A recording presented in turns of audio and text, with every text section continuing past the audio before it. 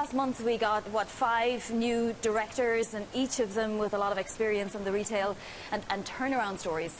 You know, this is an enormous deal. It's a significant premium to when it closed, but it doesn't come as a complete surprise. Sources told us that Amazon was exploring this deal last fall, and it didn't quite go through. But then, after we saw a lot of trial and tribulations at Whole Foods, and we saw the activist investors step in, that's when it seems to be that Amazon then started renegotiating these talks with Whole Foods.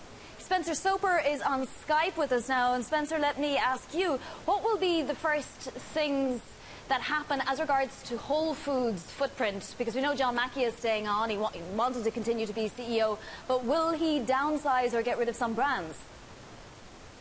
Well, I think it's a little early to speculate on that. The main thing is just getting that physical footprint that Amazon's lacked and realizes that it desperately needs. Amazon's been trying to crack that grocery code for more than 10 years, and it's also been a big source of internal tension of how far and deep to go on the brick and mortar side that they've been experimenting with in recent years. And this is a big sign that Amazon realizes it has to go pretty deep in brick and mortar, especially on grocery.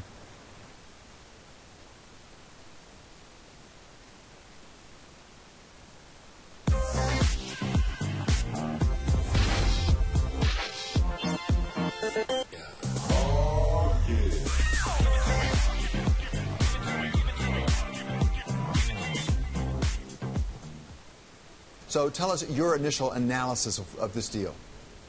Right. So when I look at this, I think that obviously, and this is stuff that people have already said, but it brings Amazon a physical footprint. It gets them out of being able to deliver to just the highly densely populated metropolitan areas, which is what home delivery, it's the only way you can make that model work. And on the Whole Foods side, they've really lacked in terms of technology and their ability to utilize technology to run their business efficiently. And so what this deal does for Whole Foods is it brings in that expertise that will help them with pricing. It'll help them with inventory management. It'll help them with their distribution. And so that should actually help the overall operations at Whole Foods as well. How much progress had Whole Foods already made in this area? I mean, do they just shut down whatever they've been doing digital and just have Amazon take it over for them? Well, they have been making progress, but they've really lagged peers in things like labor management and scheduling hours and things like that. And so they've made progress in a lot of those areas and were able to cut costs. That's what's allowed them to fuel those lower prices that they've been pitching for people for quite a while. But there are areas where, like I said, with inventory management and pricing, that hopefully they'll be able to integrate some best practices from Amazon sooner rather than later. So the Whole Foods brand has been terribly important to the development of that company. Does Amazon being put together with that brand help Whole Foods or hurt it in terms of a brand?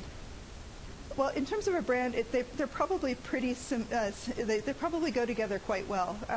They have very similar type of customer demographics. They have high levels of loyalty, and people generally have a positive impression of Amazon as well as Whole Foods. So I don't see that there will be any degradation of the brand name for Whole Foods as a result of the merger. Whole Foods, if it's been having any difficulties at all, it has been because they've been a fairly premium brand, and they've had other lower cost alternatives come in and try to